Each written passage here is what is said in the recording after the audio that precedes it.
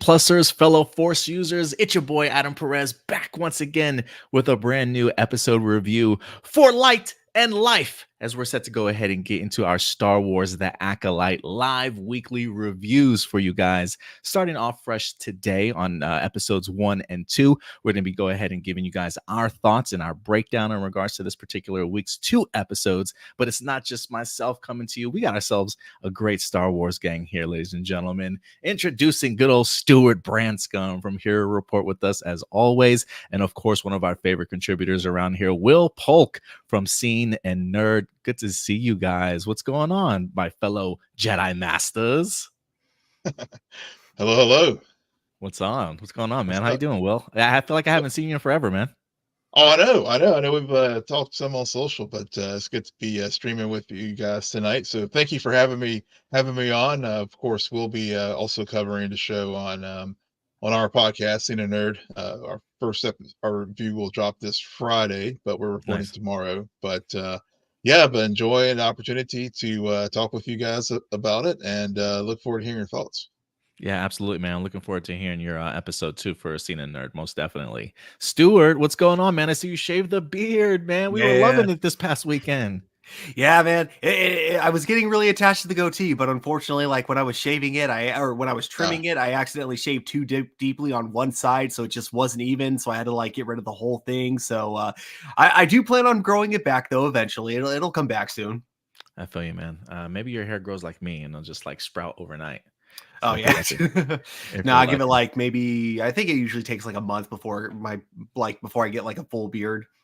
Well, look, man, it's good to see everybody here today. We will be having a 4th member from time to time jumping in and out. Good old Crystal Kyber from the YouTube channel. If you want to go ahead and check out her work as well, she will be joining us on a weekly basis here and there. But this is going to be our main group for the next several weeks. We're going to be diving into episodes 1 and 2 for you guys today, and then each week on the individual episodes. This is a brand new timeline of Star Wars for us to go ahead and dive into. I believe about 100 years or so before the Phantom Menace. So interesting time period to say the least. It is in fact the tail end of the High Republic era. If you guys have not been following the High Republic era in form of the novels, I highly would certainly recommend it. If you have watched The Acolyte, you're pretty interested and want to dive a little bit deeper into this particular time period, I would highly recommend this lovely book for you guys right here. This is The Light of the Jedi. This is the kickoff book for the High Republic by Charles Soule. Incredible first book, to be quite frank with you. Sucked me in. I love the pacing of this. Great characters, honestly, and a really fun time period and some new villains to certainly enjoy. So, Wait, so is Jedi Master Soul named after the author of that book? hey, maybe. I don't know. Maybe.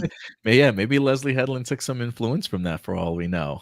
But some great reading material if you guys are certainly interested. But let's go ahead and dive into this, man, because look, we've been waiting patiently for more Star Wars content to hit, and it is in fact finally here. I think the marketing and the promotion and build-up for this show has been ridiculous.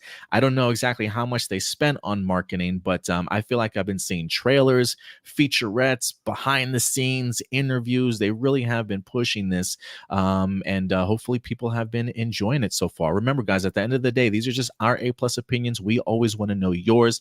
The live chat is open. If you want to leave some comments and some thoughts as we talk about this week's episode, please feel free to go ahead and bounce off of our conversation. And most importantly, let us know what you guys thought about these first 2 episodes. But fellas, let's go ahead. Overall thoughts. We got 2 episodes in the books. Will, you are our guest here. Give me your overall brief thoughts on what you thought about the first 2 episodes overall. Brief thoughts. I think it was fun. I'm just gonna be honest. Really, as you noted, there's been a lot of promotion for this show, and I was whenever it was first announced. I think it was what gosh was that like D23 like back in Yeah, 2019 or 2020? it's It's been a been a while. while. So I was really interested with the concept, and as we got closer to the marketing, I will say I was underwhelmed, to be blunt. I did feel a little bit better with the trailer on Star Wars Day, but then When we got to the episode, these 2 episodes, I would say they were fine. Uh, I not as good as Andor, but better than some of the things we've had in the Star Wars universe of late. So I didn't cringe, and I think the series definitely has some potential. And I am interested to see where they go over these next 6 weeks. Maybe it's one of those things that just starts slow and it just really pops, or we could have a situation where it's just fine throughout. But those are my initial thoughts. Yeah, I would agree with you. The trailers, the first trailer I thought was pretty good, but kind of lacking a little bit. Um, I did see a short clip when I went and saw the 25th anniversary for the Phantom Menace, and it was literally the opening scene of May facing off against Indara, but I could tell even that scene was briefly edited, and that got me excited. But I will say, I think the featurettes and the behind the scenes stuff got me personally more excited than just the trailers. The trailers feel Yeah, like they were definitely trying to hide a lot of stuff, and you kept seeing kind of a lot of repetitive scenes that they wanted you to see without giving certainly too much away. So I yeah, thought the marketing really was stronger with the behind the scenes yeah. and featurette. So I totally agree with you about the marketing. What about Yeah, you, Stuart? What's your overall? Oh, I'm sorry. I'm sorry. Well, go ahead. Continue. yeah, just one quick thing as far as the marketing, and as far as Stewart, I'll let you go. Uh, the featurettes, one I did see during the basketball, and I talked about this in our podcast, and I'll get into more in our review, but it definitely left me it put me back on this side of like, I'm not sure about this. Mm, gotcha. Yeah. Gotcha. What about you, Stuart? Overall thoughts on the first two episodes? I think like so talking about the marketing. I don't think I saw too many of the featurettes. I think for the marketing, it was mostly just like the trailers that were released, and then the only interviews I saw were the ones that we kind of covered on A Plus Hero Report. But other than that, it was mostly just the trailers that were released, and of course that really awesome promo trailer that they played during the Phantom Menace when that was being re-released in theaters. So for me, I was decently hyped for this. Mostly, I was just hyped to see an era of Star Wars in live action that we had never seen before. For the most part, though, I went into this not really with the highest expectations, but also with not without low expectations either. There were way too many people online that were just ready to hate the show before it like even aired, and I just did not want to be one of those people. So I just like again, I kind of just went with no expectations, didn't know how this was going to go one way or the other, and because of that. I found the show kind of like I feel I Will, you mentioned like underwhelming, and I were you talking about the marketing or the show itself or both? Um, the marketing. I mean, I have gotten to this place where I try not to watch too many trailers. To Mm. be honest, Yeah. so because and I love basketball, and so it seemed like for a while, every game, there was like more. So the word got out about this series. But one of the things you did mention, Stuart, that we have seen a lot in the discourse lately as people just hating on the show for the sake of hating it, and Mm. um, and so I never want to be in that space. I really did not. I mean, I was hyped, as I said earlier, when I first saw the concept, was a little, as I saw those trailers, the first one, I was kind of like, meh, it was shades of Ahsoka because there were like some lightsaber battles and things like that. I was like, oh, there's nothing new here. And then Hmm. that second Mm. trailer, I felt like, okay, on Star Wars Day, that trailer really got me hooked back in, like, oh, I see something fresh, something different here. And then the featurette that kind of pissed me off, quite frankly, um, I mean, was especially like what we see what happens in the first 10 minutes of the episode is carrying Moss the Trinity. I was like, I even told my wife, I was like, I feel like I'm just watching, and even on our podcast, I was like, told Sarah, I'm like, I feel like I'm watching Matrix 10. Um, so it was one of those things where that just kind of put me back on the like, oh boy. I have a, not to quote Star Wars, I have a bad feeling about this. Yeah, Uh-huh. that was kind of um, my oh. yeah, but that was where I was really going with that, with the marketing. Okay, because like for me, I feel like the first episode as a whole was definitely underwhelming, and that was like how I would describe it. I think yeah, like at the very end of the first episode, that was my thought was, "Ooh, I got a bad feeling about this." The first episode, like it's not that it was bad. In fact, I actually really did like that scene, even though I was really shocked that they like killed her off in the only scene that she's in. As far as we know, unless there's going to be flashbacks going forward in the show later on. But I was really shocked they killed her off that fast because I was like assuming she was going to be playing like a big part in the show. But some of the dialogue wasn't very good. Like the specifically, and I get why they wrote it this way. There is a specific purpose to build mystery and everything, but at the same time, you also use dialogue that people wouldn't use in real life to do so. And that is when like we see basically the assassin's face for the first time. And I keep saying Carrie Ann Moss, Indira, that's her name. I have all the names listed here because I knew I was going to forget. But Indira, we know when she sees her face, she just goes, "You," and I hate it when shows right Mhm. or when shows write characters to just say "you" because it's like. No one says that in real life, It's just Yeah. it's just a cheap way to keep the mystery going. There were just other ways I think they could have let the audience know that she knew who this character was without like kind of giving it without like giving out who it was to the audience, because obviously I get that if she said, "Oh, it's you, May," then it's like that would have just kind of like taken Mhm. away a big part of the mystery. So I get that, but I just feel like anything would have been better than just so that was where I first was like, oh no. And then there were of course a few nitpicks that because I was watching it with my fiance, we would have like here and there, like of course the whole thing where there was fire on the outside of the ship, even though they're in the vacuum of space, but I didn't want to let that get to me because I'm like, okay, you know what, I still want to just kind of like let the show play out. But then there were just other things of like how the first episode just felt very padded with how they were trying to drag the story out. Like I've never seen Jedi basically tell someone that they're under arrest and then have a prison ship escort them to the Jedi prison. That it's usually the Jedi are the one to Yeah. escort them to the prison, but because they needed an excuse to make it look like she was trying to escape, they instead send her on a ship like piloted by droids, and that Yeah. just like to me just felt like very. I don't know. Mhm. It just felt like bad writing. Like they just really needed the story to go in a specific direction, and they didn't really care how they got there. Mhm. So by the end of the first episode, I didn't hate it. I wasn't as hooked as I wanted to be on it. It was just very Mhm. okay.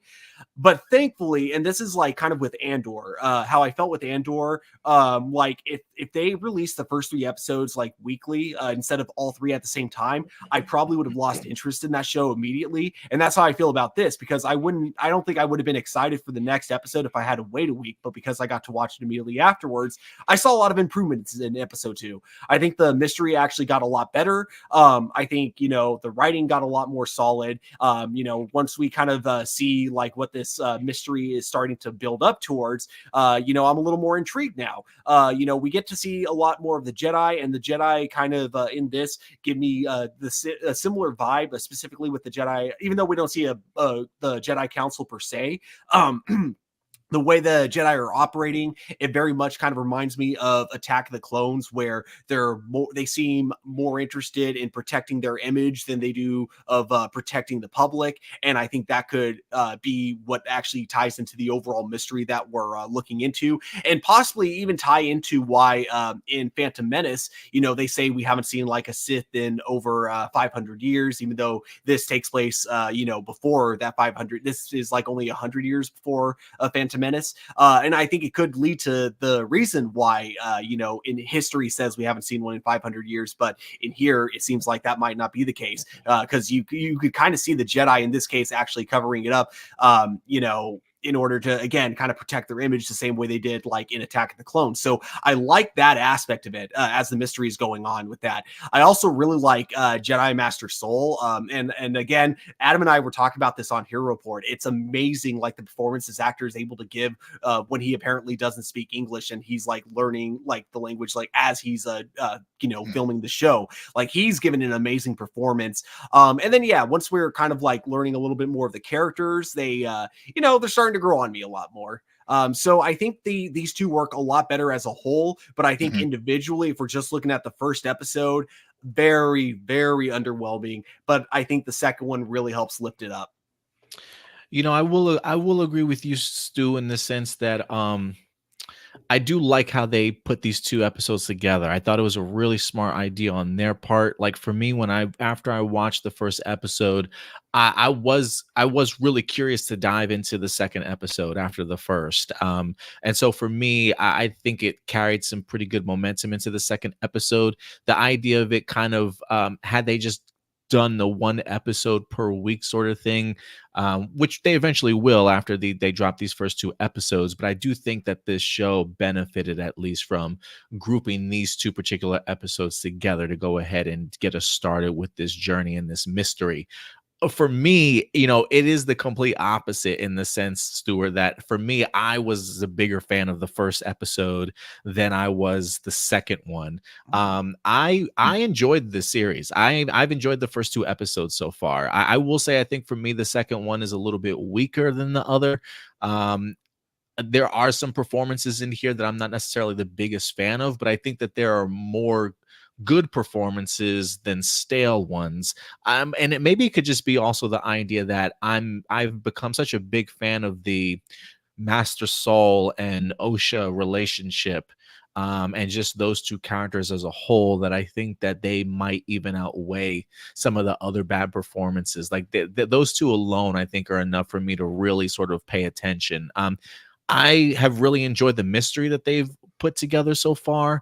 I personally at least enjoy the pacing when it comes to the revelations that we're kind of getting in here. I think after the very first opening sequence, Indira versus May, and then the very next sequence, waking up to seeing OSHA, it definitely puts that idea in your head of like, is this the same person sort of thing, right? It definitely starts making you kind of wonder and question. Maybe I did hear somebody say maybe it was a little bit too predictable in regards to the reveal of it being a twin. It was definitely on my mind, but I was waiting for them to kind of confirm it for me. But when they did confirm it, I was like, aha, like first mystery solved sort of thing. But there seems to be a lot of layers in here. There's a lot of mystery involved. There's a lot more going on with these masters, especially the four in particular that May are trying to, that she's certainly trying to kill. And so for me, I find myself engrossed in this mystery. I need to not only know who this master is or who this apprentice is that's training the acolyte, but I also need to know what happened on OSHA and May's home planet that has May in the perspective of needing to kill somebody. And so for me, I find myself a little bit more entrenched in the mystery and have really enjoyed. Well, I have enjoyed the first episode. The second episode was just good to me, but it definitely, certainly, still needs some work. Again, I think the performances in here didn't necessarily work, and I think if I do have another gripe, while I love Andor, and Andor came across as such a cinematic sort of masterpiece, like you can really tell where they kind of put the budget at. And I find it interesting that the Acolyte, while it does have a huge budget, I believe they even stated that they didn't even use the volume in this. Yeah. Like these are all big sort of set pieces. The ships, I think, look huge in scope. I do love the world, like the going to different worlds and stuff. It Mhm. does make the universe feel a little bit bigger in that regards. But when you get to the set pieces, it does feel like a television show. And I don't Mhm. know if Mhm. I don't know if it feels a little odd when I watch it. I'm still engrossed, but there are moments when I'm like for instance, they went in the second episode when they go to the temple, and on that planet, I'm like, this doesn't even feel like a temple. It feels more like an outpost. Like it's so Yeah. small, like it. And so I do wish it was a little bit grander in scale when we get to the set pieces, whether that be wider shots, seeing more people in the town, or maybe the filter that they use when they're filming. I don't know what it is, but it is something that kind of throws me off when I watch it.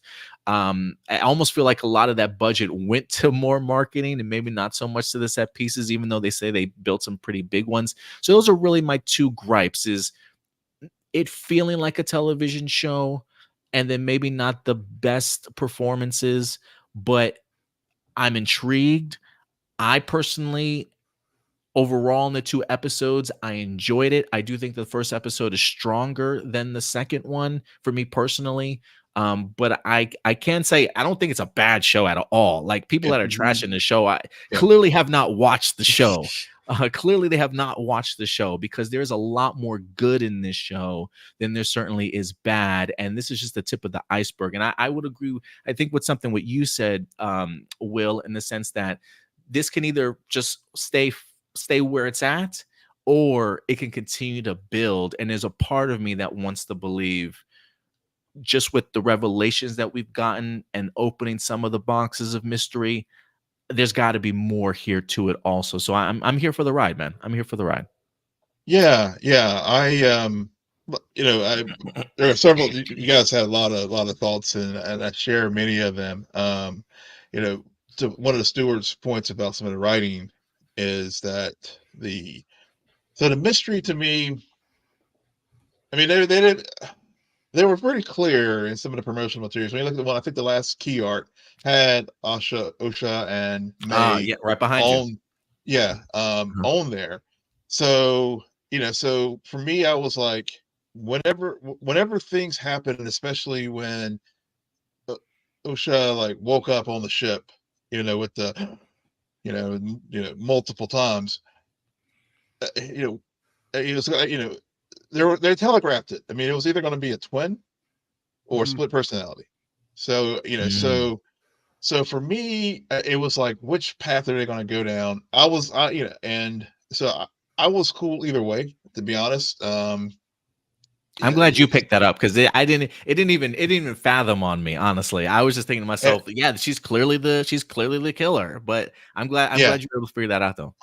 yeah. So whenever the Indira was killed, it was just like, okay, they telegraphed certain. There was a certain points that were like, okay, and then, like I said, for me, it was one of those things where, okay, which path are they going to go down? And they chose the twins path, especially when it had the scene where they had the flashback Mhm. and all those kind of things. So so I get where they were trying to build the mystery. Unfortunately, some things were telegraphed. However, I do like one of the things I did like about it was how they set this up as why May wants to kill these 4 Jedi. Mhm. That's the thing that right now is really keeping me invested in the show after the first 2 episodes is why is she so determined to murder these 4 Jedi?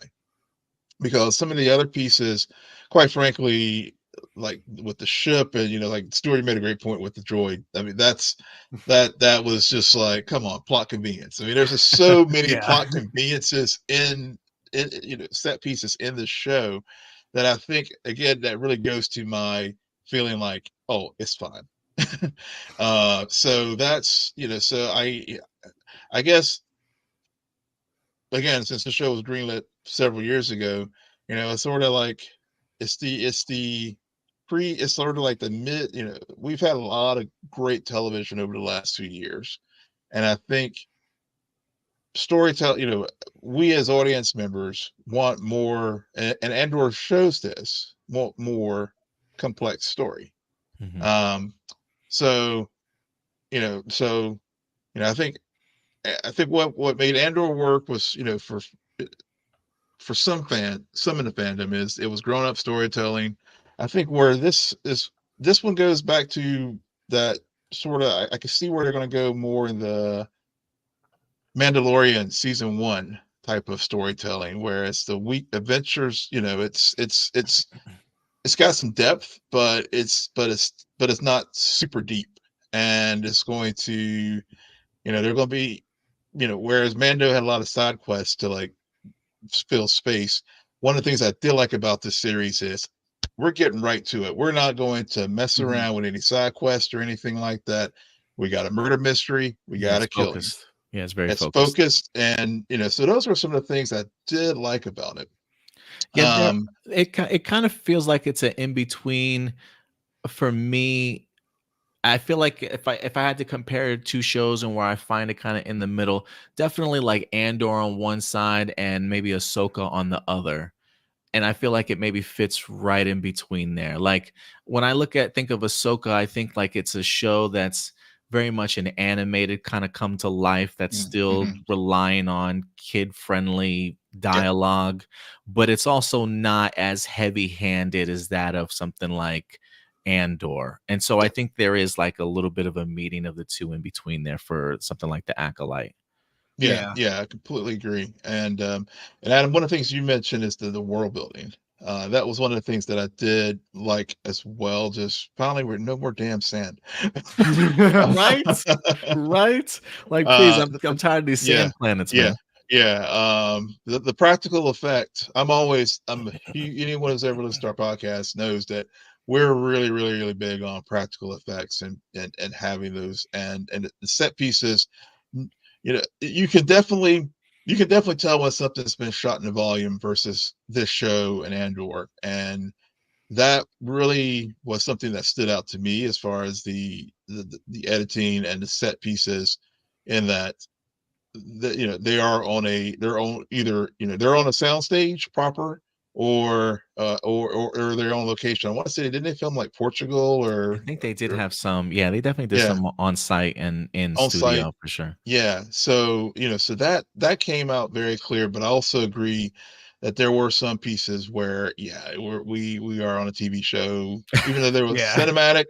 cinematic in Oh, that some was regard, watching but like Xena or Hercules for yeah, brief moments. yeah, but then there was also places where it was like, yeah, we're on a Disney Plus show here.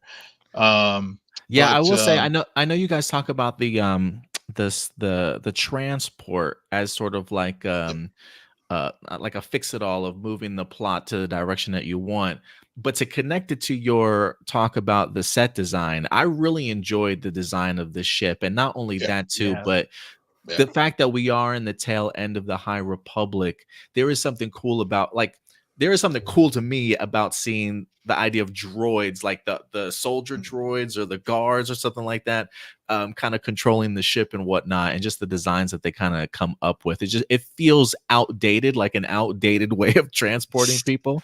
But if I was like, well, yeah, if you're 100 years in the past, yeah, this is probably how they did it. So I kind yeah, of dug that aspect of the yeah, ship sequences for sure. I yeah, I did like, even though I nitpick, or I kind of complained about how like it felt like that was very much like a we're doing it this way because plot convenience and all that kind of stuff. I still did think that was actually a pretty cool scene, like her Oh yeah, escaping the ship, especially like as it was yeah, crashing. yeah, it was pretty intense. Yeah, very cool. And then I also thought like the droids in there were also really creative, especially like the droids that like turn into chairs like as they're Oh, yeah, piloting. I yeah. thought that was like a very creative design. yeah. I do want to shout out some people that well, Marcelino wind up jumping into our chat. So let me just highlight a couple things here. He does say I'm mixed on the whole thing. I was hoping that Osha would be the killer and that she lies to herself and instead suffers from dual personality, kind of what you were hinting at. Maybe it's a dual personality sort of thing, and eventually embraces her dark side. And then he does mention, he says people are already crapping on it using Rotten Tomatoes audience score of 30% while disregarding the critic score as 93 since they don't speak for the audience. And look, I just want to piggyback off of this real quick, and then I want to move to episodes 1 and then 2 real quick. Um, this morning late last night, I posted something on Twitter about what did you guys think? I want opinions. Let me know what you thought about the first 2 episodes. Let me know how you guys felt about it. And somebody just posted the Rotten Tomatoes critic score and the audience score, and that's it. They didn't leave anything. Hmm. I was just like, really? Like that's how you are gonna answer that question, huh? So I ended up replying back. Um, I said, I said, one, don't be dishonest. Okay. I says, good and well, this show from an audience perspective has been reviewed bomb. Let's live in reality and use intelligence. The score truly means nothing. And then I said, two, I asked, what did you think? Can you not articulate what you watched? Did you watch to actually have an opinion, or do you follow the flock? I'm asking for a detailed opinion in the first 2 episodes. And of course, the person never responds back. Mhm. That's just how they work, right? Yeah. So Yeah. they crap on it. They have no opinion. They haven't even seen it for themselves, but they want you to think it's a terrible show. So I really have gotten to the point now where when it comes to at least Star Wars social media, I just ignore it because I just it's those are just like the opinions you just honestly cannot value because of just their mindset sometimes. So but let's talk about episode 1 here briefly. Yeah. I want to go ahead and talk a little bit about the light side, the pros of episode 1 that you guys were really big fans of. For me, we talked a little bit about the crash landing and the idea of OSHA being connected with May. I thought that was a pretty cool little force ability that we kind of tapped into, or the fact that they are clearly both force sensitive and have that bond and sort of that connection to where it literally brings OSHA just back to her home world and kind of not only, having us find out the idea that there are certainly twins through this particular sort of force connection, understanding that there's a much bigger implication that the idea that it was May that wind up burning down their village and killing the family and whatnot. So I thought that was a really cool way, visually and editing wise, how she wakes up on the ship only for us to come to find out that this is really just sort of like a gigantic sort of, I don't want to say a mind trick, but she's clearly in the force and having a vision with her sister connected, only to then wake up in the physical ship after it's all kind of wrapped up. So I was a big fan of that. And yeah, Lee Jong Jae, if I'm pronouncing his name right, Master Soul is just, hey, when he's on screen, he's absolutely captivating to me. Yeah. Everything that he says, I'm paying attention to. Every time he emotes, I'm paying attention to. When he's thinking about his Padawan, from like there just seems like he's a fallible Jedi master. Like he's a great master, but you can clearly tell that he struggles in certain areas, especially when it comes to this particular moment in his life and now having to deal with rekindling with OSHA. But I love him. I love their combination in here. And I thought they did a marvelous job of reuniting these two, and you can really tell. Just yeah, Master Soul is amazing to me in this. What else did you guys like about this episode? For me, I also really like Master Soul. My fiance and I both kind of got Liam Neeson vibes from him, Qui-Gon Jinn vibes, mostly because like what we kind of see from him in the first episode to kind of show you how he stands apart from the other Jedi is that kind of like Qui-Gon, he'll teach his Padawan things that like you wouldn't get from other Jedi. Like his Padawan asks him why it is that he seems to be attached to his previous Padawans when as Jedi, you're supposed to let go of all attachment. And I like that he doesn't necessarily give an answer that is contradictory of the Jedi. He just kind of like says that, it's the same as, knowing your past. So that way you don't repeat the same mistakes. You can learn from the successes and the failures of the past. I really like that. And it's something that we even kind of see later on in Star Wars, in both like kind of the, prequels and the sequels going forward. So I really, really like him so far. I think he's probably my favorite character in the show so far.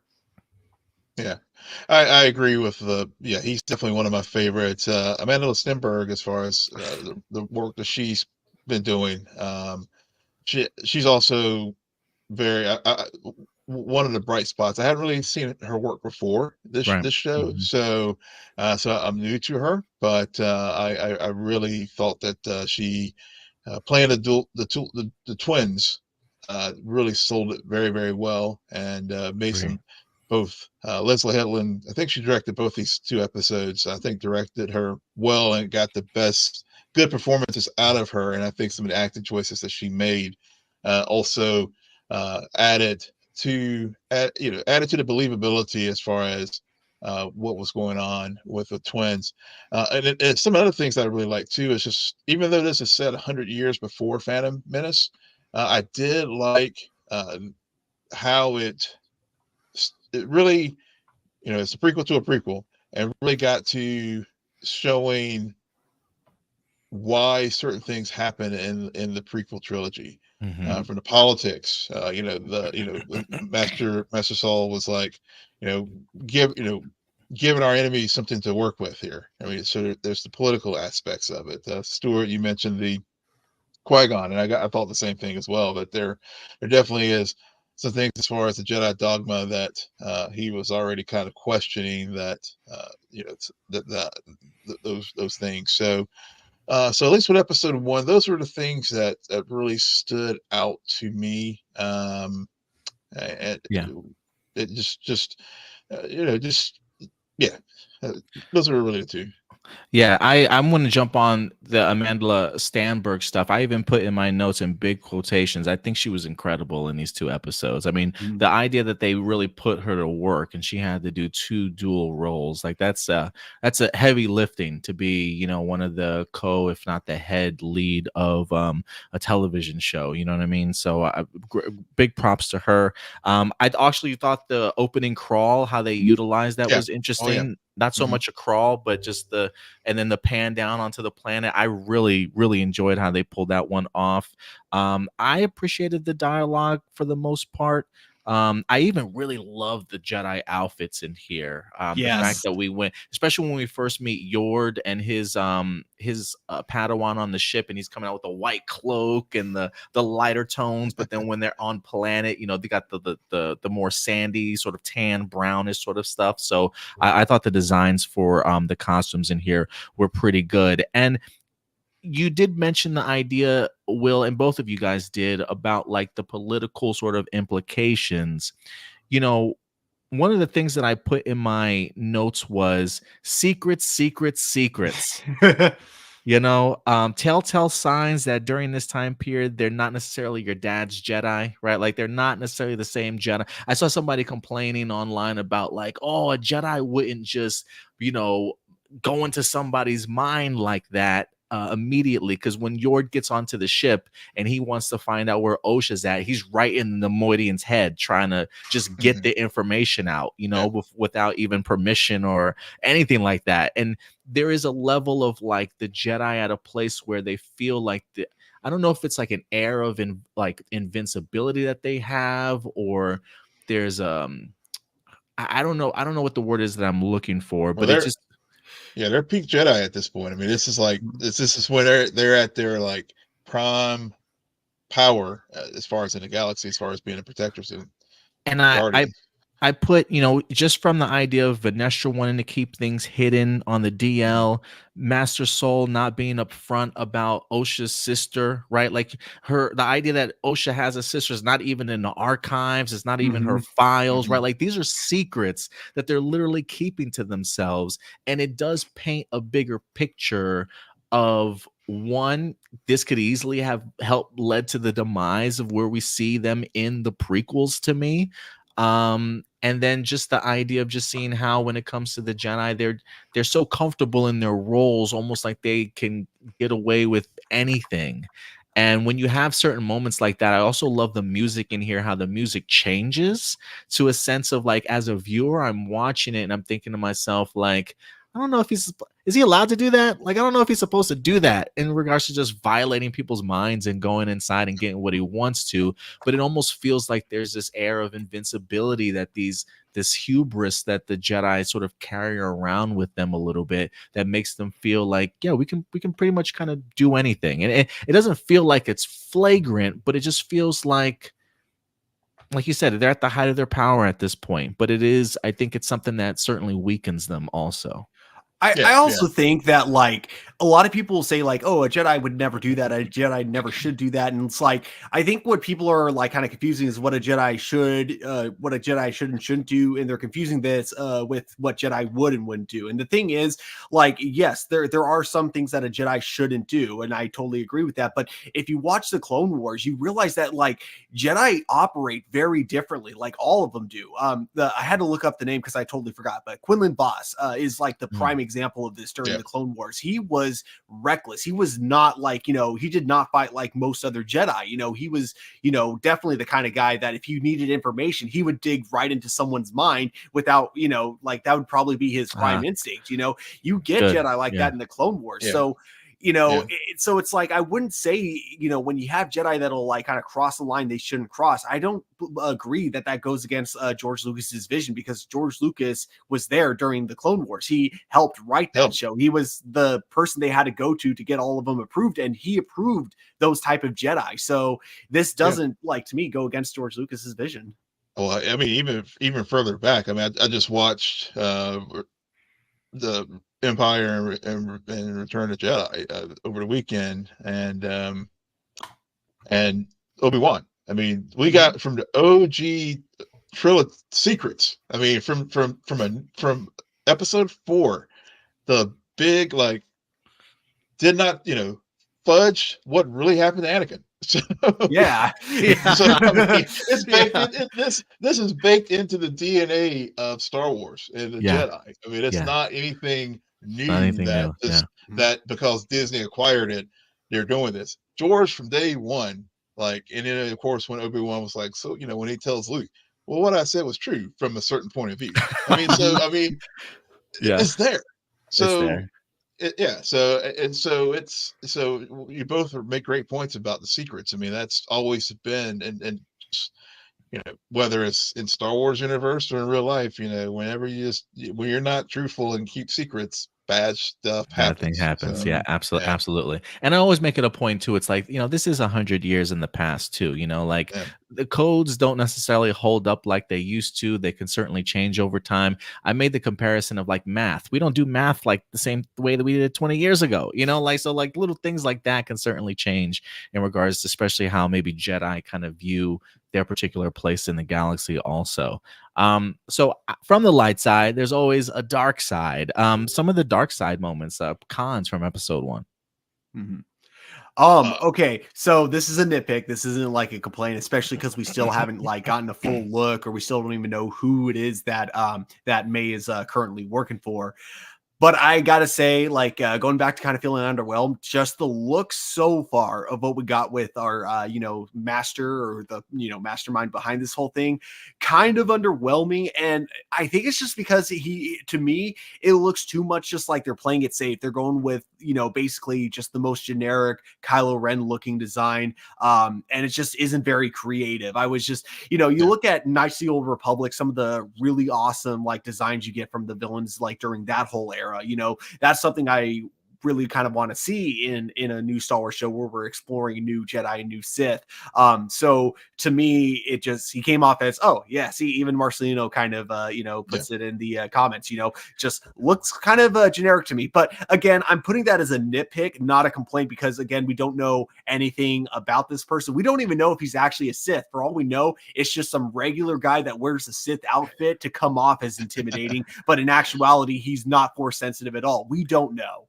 Let So me for now, it's a nitpick. let me just throw it in there. I'm not convinced that that's the master though. That might be her master, but I think that's just simply an apprentice to a bigger master. so it's not So Darth Plagueis. right, Yeah. yeah, right. Like I We think could be I getting think the Plagueis. right. I think the true master is certainly behind the scenes. I think this is just simply like, I Yeah, mean, clearly she I- looks at him as a master, but I think he's like a teacher at this point. yeah, and I think this is maybe a way that they will, to Stuart's point earlier, how they will keep fidelity to what was said in Phantom Menace, which is we haven't seen it. Was it Phantom, or was it yeah, I guess it was Phantom, where it was like we haven't seen a Sith in the Millennium. Mhm. So so and given that this series, I think the idea is maybe for it to go maybe 2 or 3 seasons. We may not, they may never realize that, oh, this was a Sith that was that by name. They just may think it's just someone who's force sensitive, but Mhm. or to our point what we just said earlier. I mean, given that the penchant for Jedi to keep secrets, it may just be that data file may just be lost in the Mhm. archive somewhere. Or somebody probably erased it for all we know. Yeah. Yeah, yeah. They like to So do that. yeah, but Just as like far as my Geonosha. yeah, exactly. Yeah. As far as dark side for me, I think I know Adam, you had the light side of the or you guys thought the costumes. So the costumes actually, I was not feeling it. No? Really? Okay. I was feeling like, this is bad. This is cosplay. This is Party No, Actually, City. okay, so this is something I've seen a lot of people kind of like bringing up with a lot of modern TV shows. So it kind of like I noticed this like since the Netflix Avatar: The Last Airbender is that a lot of costumes, and I noticed it in this show too. They feel less like costumes that you would see in a TV show or a movie, and they feel more like costumes that you would see in a stage production because they're too bright, they're too yeah, clean. They just don't feel like something that someone would actually put on as like yeah, casual wear. And I don't know if that's just like kind of just become a new like standard that television executives want to see now, or why that's becoming more common. But it is yeah, something that I've definitely noticed. So I yeah, think it just hasn't gotten to the point where it bothers me yet. As of now, like I can get why like other people aren't a fan of it, but I guess that just doesn't bother me, at least not yeah. yet. I I could mean, see it if TV continues this like for the next 5 years, then maybe I'll be on board of like being yeah, like, can we get more realistic looking costumes now? yeah, yeah. I mean, I guess on the one hand, again, this is a different era of Jedi, so they're trying to show like that. Okay, this is still things are still clean and neat, and I'm sort of I guess I'm used to more Old Republic, New Empire period where things are grimy and just dirty and just more lived in.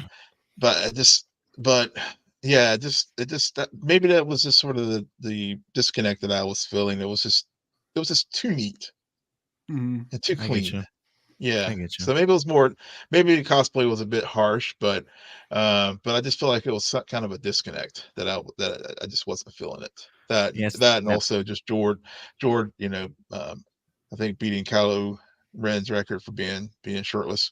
But Yo, that's literally one of my points for the dark side. I'm like, you're shirtless. I mean, come on, man. Like, do we? yeah, I was like, what are we doing here? I'm like, they don't have yeah, doors in the galaxy far, far away, bro. You can't be doing that behind doors or anything like yeah, that. Yeah, it felt a little bit too forced for me, honestly, in that scene.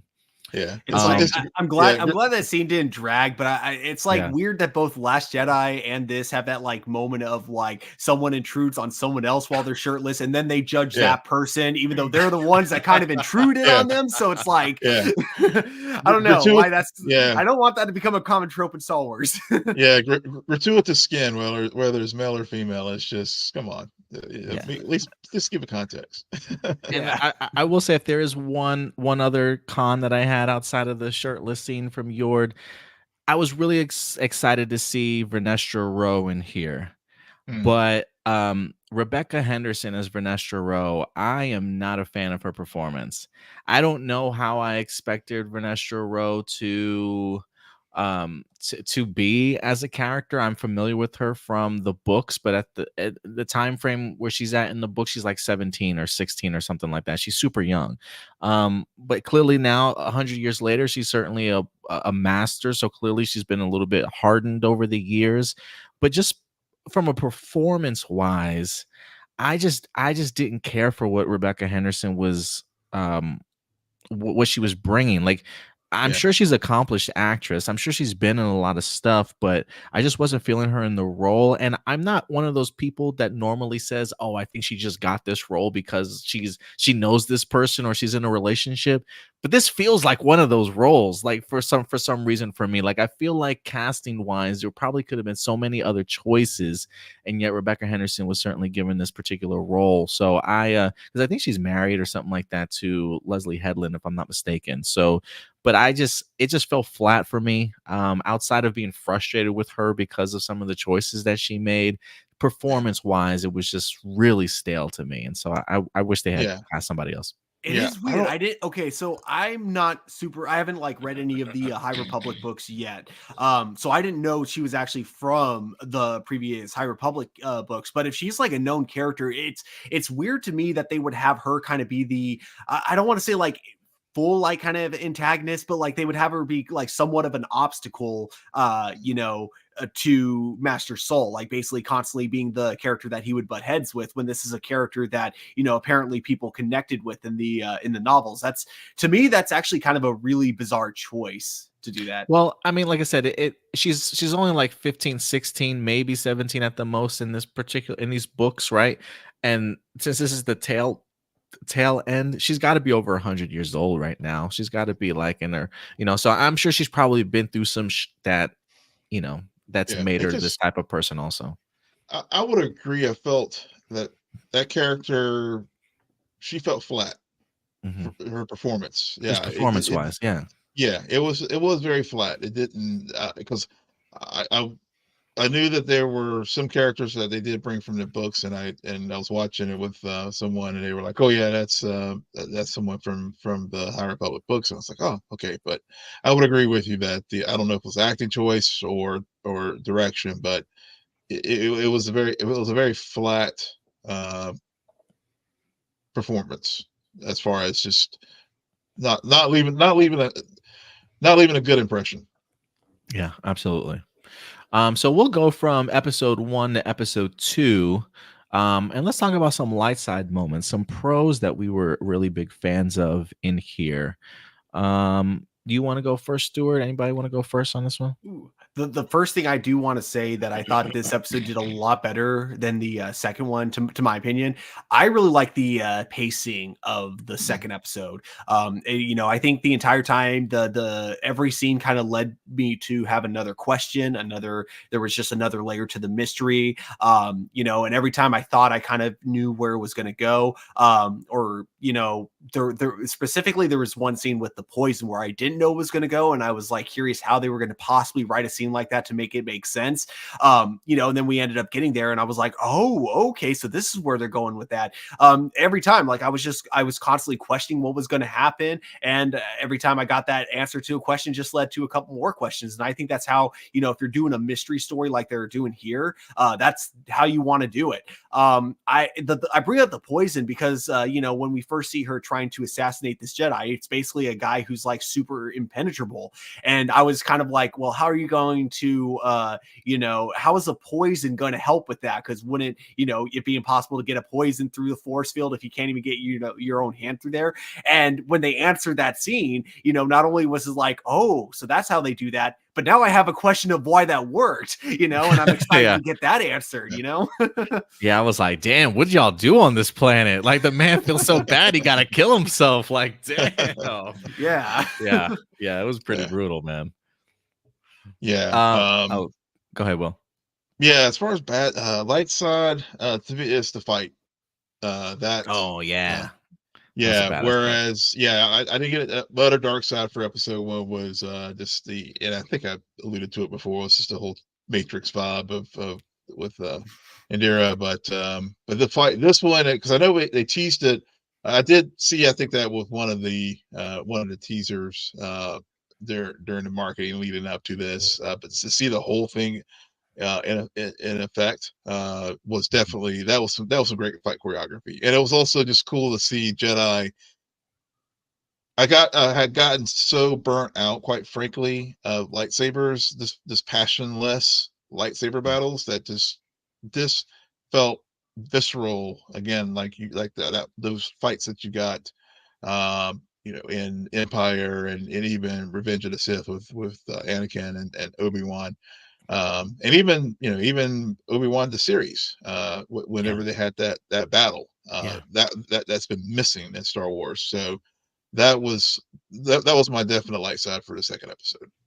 Yeah, I love Mhm. that move when she goes to and I find it interesting May's trying to get all these lightsabers. She's always Mhm, going for the lightsabers, but I mhm. love the move of Master Soul moving so fast. He's like behind her before he even knows it. And that slow-mo shot as she turns Yep, around. So some really great choreography and camera work, honestly. And then I also love how, we see her trying to go for his lightsaber. We don't see him going for her weapons, but before we know it, yeah, he has like all of her knives that she's been like, using as like, yeah. like lethal weapons to throw at the Jedi. Absolutely, like that caught me off guard, and that was like freaking awesome. Yeah. I was definitely a big fan. One, I'm glad to see his Padawans connecting in here. Mhm. His current Padawan, Master Soul's current Padawan and Jackie, and his old one. There are elements sometimes that I wonder, is there going to be levels of friction between these two or not somewhere down the road, whether that be this season or the next season. Like the fact that Jackie in episode 1 comes across him still looking at her hollows and stuff, right? I'm like, how does Jackie feel about that? Like I am kind of curious if there's any sort of friction that winds up coming out of it, of Soul maybe still holding on to Osha a little bit. But that does lead me to what I thought was a really great scene in here. And I really keep talking about Soul and Osha's relationship. One, because I think this episode hinted a little bit more as to maybe why she left the order in the first place. He talks about the idea of him trying to teach her how to handle like her grief and sort of move on from the past and not blame herself so much for everything that happens. And she's like, maybe that's why I wasn't so good at this. Kind of hinting that maybe there was some obstacle she just certainly couldn't get over. And he mentioned something. He was like, maybe it's not so much that you were a bad student, but maybe I was a bad teacher. And Mhm. Yeah. as much as he talks about the idea of having to move past, you can clearly tell that Soul himself really hasn't moved past what certainly happened there. The fact that it's now been brought up, it's bringing all this stuff back, right? So it's that mentality of, how can you be a good teacher and teach somebody something that you yourself haven't even necessarily learned, you know what I mean, learned from, sort of thing. And so I just thought that was explored really well in this episode, and just hints at the bigger mystery overall as to why she left and really what happened on their planet, to the point of like these people carrying around these secrets and wanting, I don't know if they're trying to cover it up now or like they just don't want it to get out. But like you said, Stuart, the fact that this man took the poison, I'm just like, what did you guys do? Like there's Yeah. such a much Yeah. bigger story here. I also, really quick with going back to their relationship, I love that one line she kind of gave him, because it was almost like his teacher instincts were just kind of like kicking back in as they were like kind of back together, and he was like telling her the dangers of like holding on to like anger and things like that. And I like her response, which is like, I'm no longer a Jedi, so you don't get to tell me how to feel about that kind of Yeah. stuff. I'm allowed to be emotional now since I'm not a Jedi anymore. I did love the scene too when the sisters make eye contact at the end, and Mhm. Mhm. she's gotta stun her, and she to me she chooses to miss Oh on yeah. Oh yeah. Yeah. on both instances. And I think even Yord and Saul could definitely tell that that was certainly the case. Yeah. That was Um, definitely a choice. we did get ourselves an introduction to was it Kalnak, I believe his name is, the Wookiee, who's Yep. on the planet that apparently is going to be the next Jedi that's attempted to be killed here. What did you guys think of his, not only the planet, but the idea that his ship literally has a tree growing out of it? I get like Yoda vibes from it, honestly. Yeah. I missed that. That's a good call. I Yeah, think he that's because I think the 2 wanderers come across it, and they're like, yeah. "Oh, look, there's a ship, and maybe it has a hyperdrive," and it literally has a gigantic tree, like, built all around Yeah. it, sort of thing, as he enters. And it just made me think of, like, Yoda's base on Dagobah that, maybe planted itself, but then life kinda grew around it. And, like, that's just the Yeah. vibes that I got from it. Yeah. Yeah. You know, if we it's pretty dope to have a Wookiee Jedi. It Mhm. is because we and I guess it does again expand. It grows the universe. It just reminds us that that's one of the things I think this show is doing a little better, I will say, than Andor did. Is that it's showing that it's a big galaxy, and uh, so having a Wookiee Jedi, I mean, I know Janusz, I think he took over for Peter Mayhew as Chewbacca. Mhm. But uh, I'm all for it. I mean, it's one of those things like, as earlier mentioned, it's like it's too bad that this is this is sometimes where the binge model is good, where you can be like, okay, I'm ready to go to the next episode because Yeah. Yeah. the way that they ended things, I was like, okay, this is a character I want to learn more about. Mhm. Yeah, so that I definitely do think that this series benefits from the idea of, so far 2 episodes in, I find myself ready for the next one. Like I think they do a pretty good job of building that intrigue. Any cons for episode 2? Any things that really fell flat for you? I think for me, my 2 biggest was, like I mentioned, the Jedi temple more like a Mhm. Jedi outpost. I didn't really care for the set design in Yeah. that regards. And then probably the assistant to May is interesting to me. I don't necessarily know if I would call it a con so much as one, I didn't really care for the character, but he is intriguing in the sense that there's more to him than meets the eye. I mean, the fact that at the end when he's trying to escape or May is trying to find him, he's literally able to fend off May from killing him clearly shows that he's trained. And the fact that he has mentioned the term he, I don't know if he's dropped the name master or not, but I don't know if he knows who that person truly is and is connected somehow, but he knows more than I think he certainly is letting on.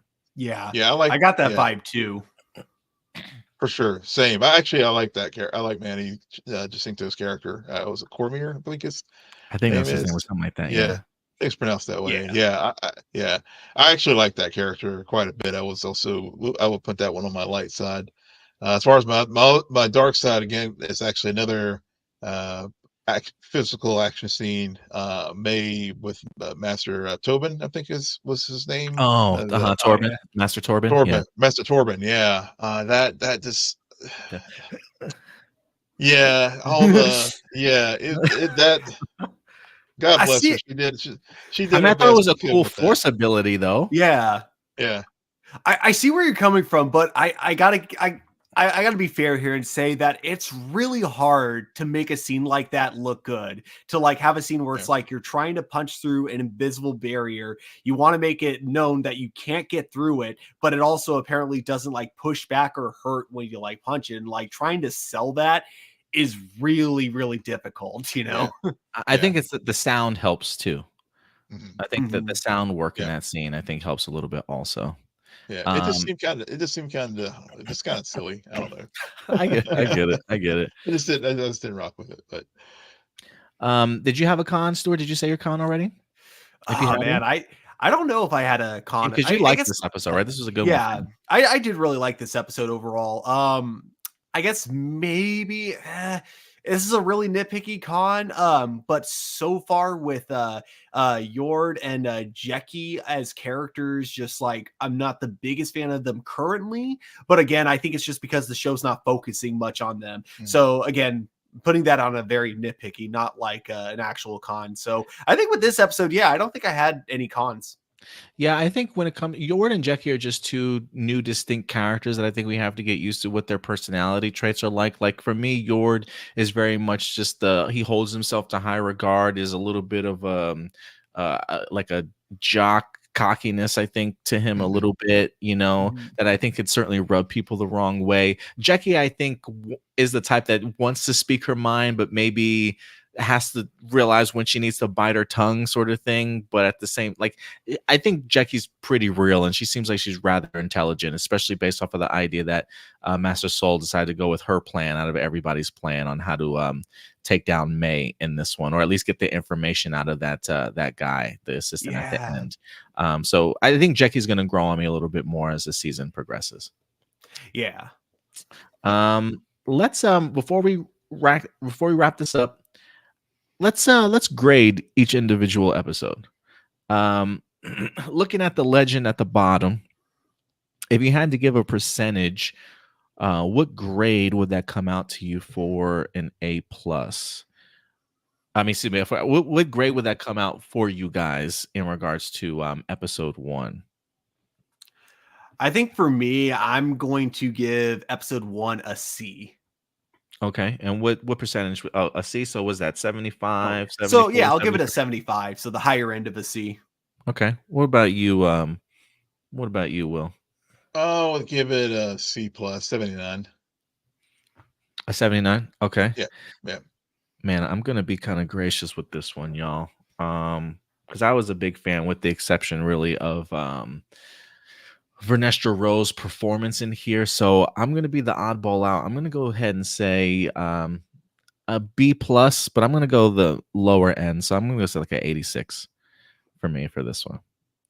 Yeah. So if we had to map that out, divide that by 3 and 8, so that gives us a B minus. B minus for episode Yeah. 1. I All think that's right. fair. Yeah. Sounds I think good. I think Yeah, I that's think that's fair. Yeah, I think that's pretty fair. What about episode 2? I gave it a B minus, 83. Or 83? yeah, excuse me, that's a B B. Well, 82? 81. 81? Okay. Yeah. What about you, Stuart? You were I'm a gonna fan give of it a B plus, but the lower end of a B plus, so an 86. 8.6. Okay. Um, what did I give the last one, a B plus? Man, you know what? Give me a C plus, but I'm gonna go high end. I'm gonna go 7.9. 7.9 here. So when I divide that out,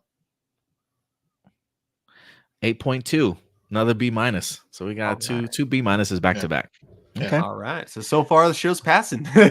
Yeah, but you know, like in reality, I feel like both of those are pretty fair in regards to it. B minuses for both shows. Because I can't sit here and say, man, I was blown away. Right. But I've really enjoyed both of these 2 episodes together. Yep. So definitely a passing grade to me. So that yeah, I'm totally down with that. B minus for both shows average. Yeah. Yeah. Like I said, I think that's fair. But It's fine. yeah, it works. Yeah. All right, y'all. Look, at the end of the day, though, these are just simply our A plus opinions. We always want to know your guys' thoughts. Shout out to Nathan, real quick. He just said, I don't know if it's a dark side for y'all, but what's going on with the same hairstyle with black men?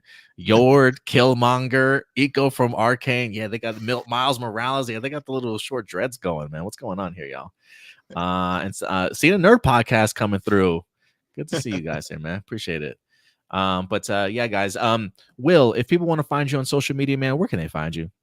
Yes, you can find our show on Twitter, or X, formerly known as Twitter, at Scene and Nerd, and we're also on Instagram and Threads at Scene_N_Nerd. You see our website here on the little thing here, so we can get all our podcasts there.